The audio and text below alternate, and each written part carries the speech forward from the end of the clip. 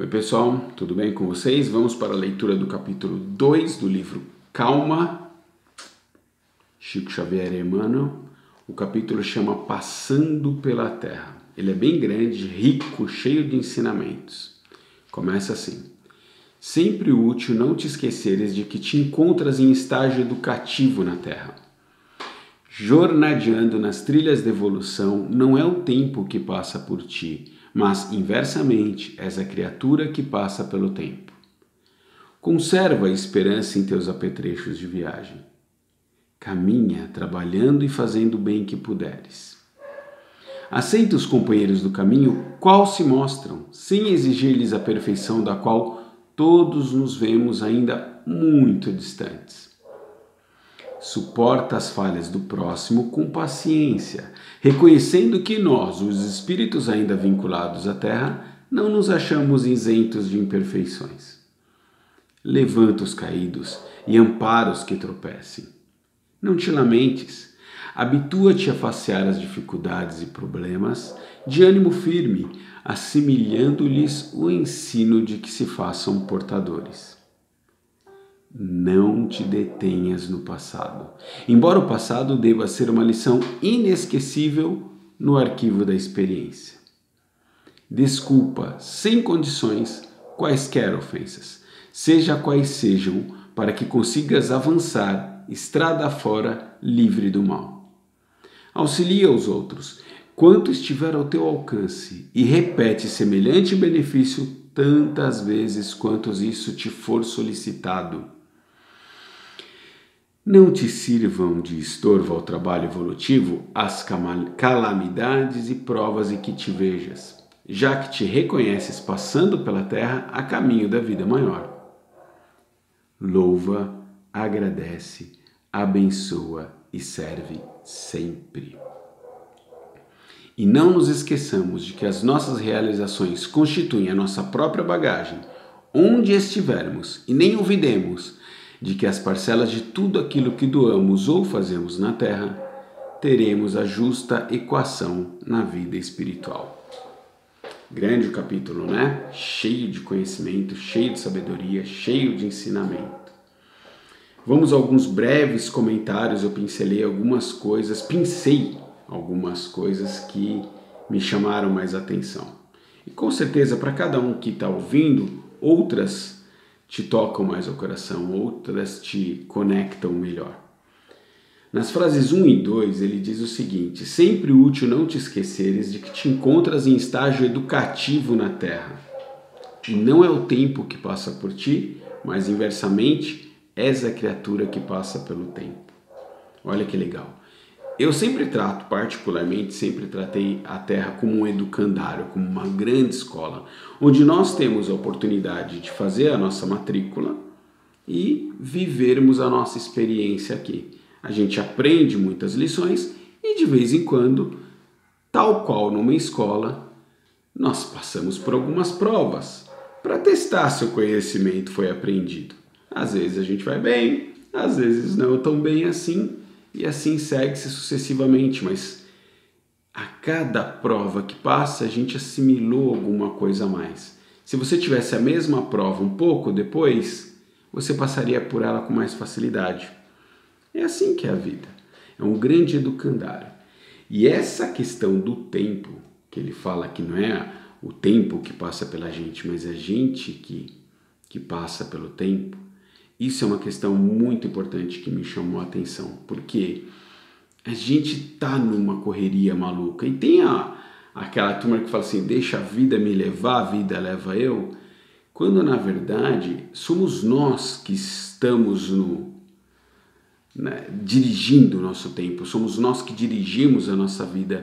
A gente não pode colocar culpa na correria, na vida louca, nessa maluquice que a gente vive, por botar nessa conta as falhas, as coisas importantes que deixaram de ser feitas.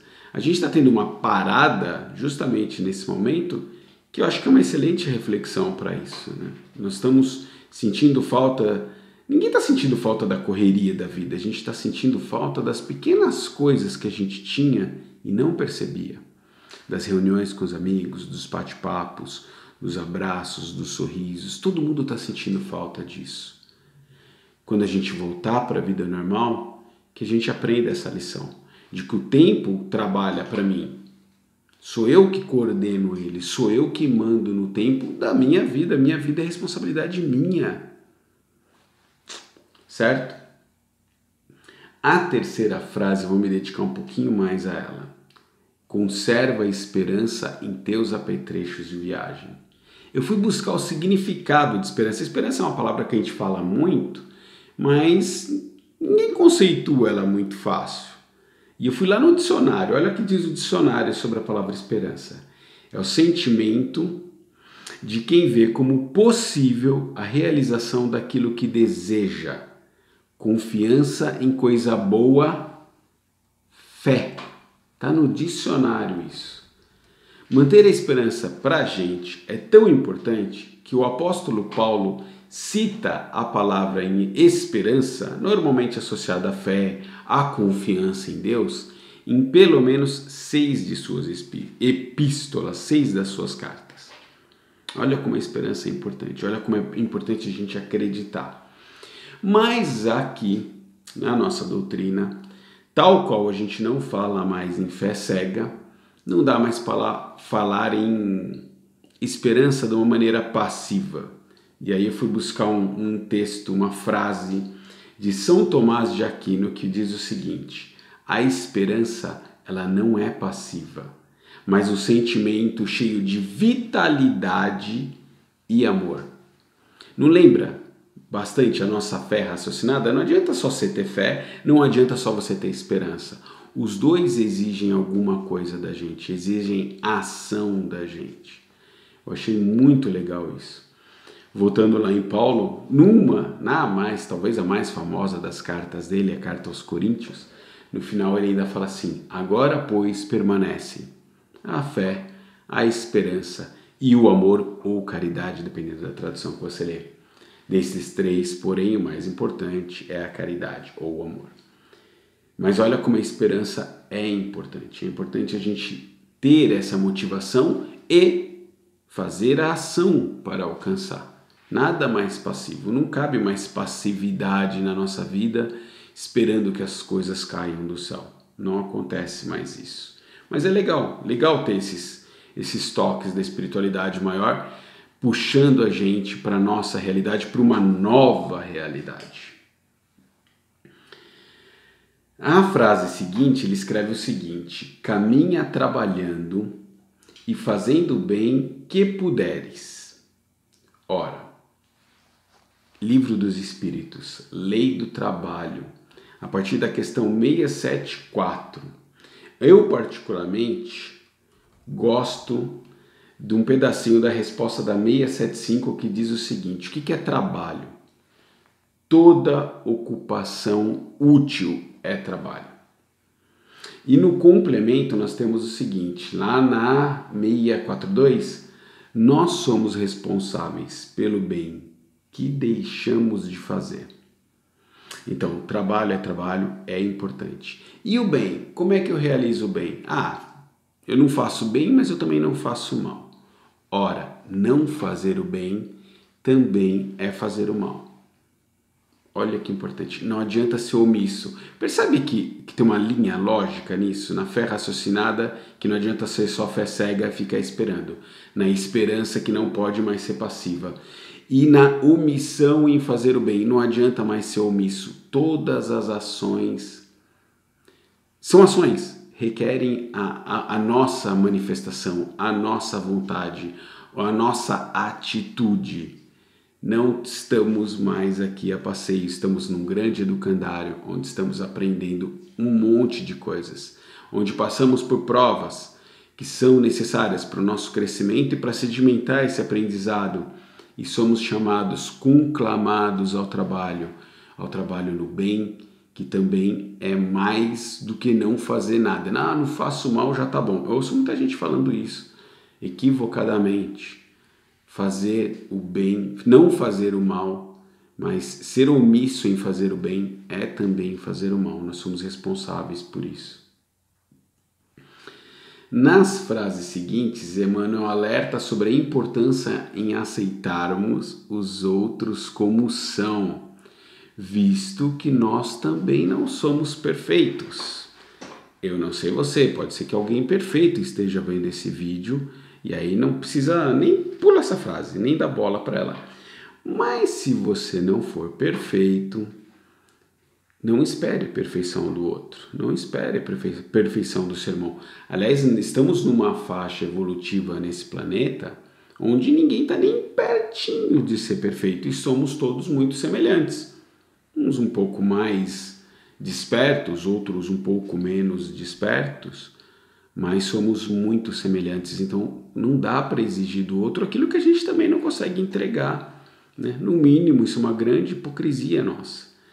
Mas a gente se esquece disso de vez em quando. Vale a pena tomar uma chamadinha do Emmanuel.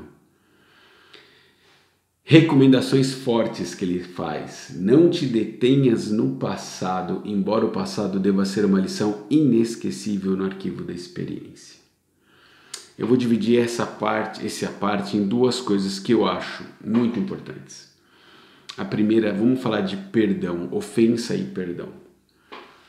Tem uma frase de Nelson Mandela que diz o seguinte: quando eu saí em direção ao portão que me levaria à liberdade, eu sabia que se eu não deixasse a minha amargura e meu ódio para trás, eu ainda estaria na prisão. Ele ficou 27 anos preso. Não vou nem questionar se é justo ou se não era justo.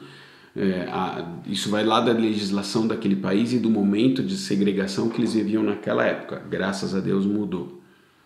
Mas vê bem, um homem que ficou 27 anos preso, quando ele sai, ele fala: eu não posso levar o ódio comigo, eu não posso levar a mágoa comigo, eu não posso levar a raiva comigo, senão ainda vou continuar na prisão. O que é do passado ficou no passado. Agora eu vou viver a vida nova. É exatamente o que Emmanuel fala. E isso eu foquei agora em perdão e ofensa. Todos nós nos magoamos, às vezes por melindre, às vezes por alguma coisa muito séria que alguém fez na nossa vida no passado, e ficamos rememorando, revivendo isso infinitas vezes e sofremos toda vez que fazemos isso. Só que o nosso ofensor, a pessoa que nos ofendeu, fez isso uma única vez. Se eu repito isso 500 vezes, essas 500 vezes não são mais responsabilidade dele. São minhas. Sou eu que estou revivendo, sou eu que estou remoendo, sou eu que estou regurgitando aquele fato e manifestando e vomitando ódio de volta, raiva, mágoa, que só faz mal para mim. Só faz mal para mim. A gente ficar preso no passado. Nos trabalhos mediúnicos, em especial de esclarecimento, de desobsessão, essas coisas, nós vemos alguns espíritos que ficam atados um ao outro por séculos, por conta de uma ofensa, por conta de uma vingança. Isso é muito sério. Isso é muito sério. Nós não podemos, agora que nós já temos esse conhecimento, nós não podemos nos permitir isso. A segunda coisa que também pertence ao passado são os grandes traumas que nós vivemos. O relacionamento que acabou, o emprego que eu perdi, várias perdas e coisas que nos traumatizam ao longo do tempo. O lugar delas é onde elas aconteceram, lá no passado. Eu pego a lição, vê que Emmanuel fala assim, a experiência tem que ser aprendida, mas o lugar do passado é no passado. Os psicólogos falam em ressignificação. Não é esquecer. Ninguém tem que esquecer o que aconteceu no passado, nem a ofensa, nem o trauma. Mas eu tenho que conseguir pensar nessas coisas sem me magoar, sem ficar triste. Isso, quando chega nesse ponto, lição aprendida. Legal, né? Adorei essa parte, viu? É uma coisa que pega muitos de nós na nossa vivência, na nossa vida normal e diária. Por fim, essa frase eu não vou nem comentar, eu só vou repetir porque ela é simples, singela e linda. Ele fala: louva, agradece, abençoa e serve sempre. A frase é só isso. Ponto. No comments. A última coisa, a última frase, não nos esqueçamos de que as nossas realizações constituem a nossa própria bagagem onde estivermos.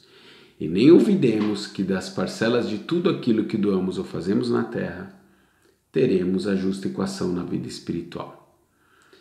É preciso que a gente pense a nossa vida como uma coisa só. Nós que já sabemos das nossos milênios de vida anterior e dos tantos outros milênios que teremos no futuro, não podemos isolar essa encarnação. A gente tem que pensar que o último dia dessa vida vai ser exatamente como vai ser o primeiro dia da minha vida espiritual, quando eu desencarnar. Eu não mudo, eu não viro santo de uma hora para outra.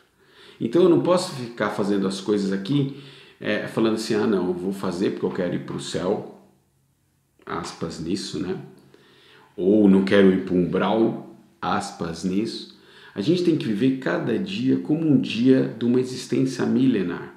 E a gente tem muita dificuldade nisso, eu admito, porque nós estamos condicionados a pensar num castigo ou num prêmio futuro.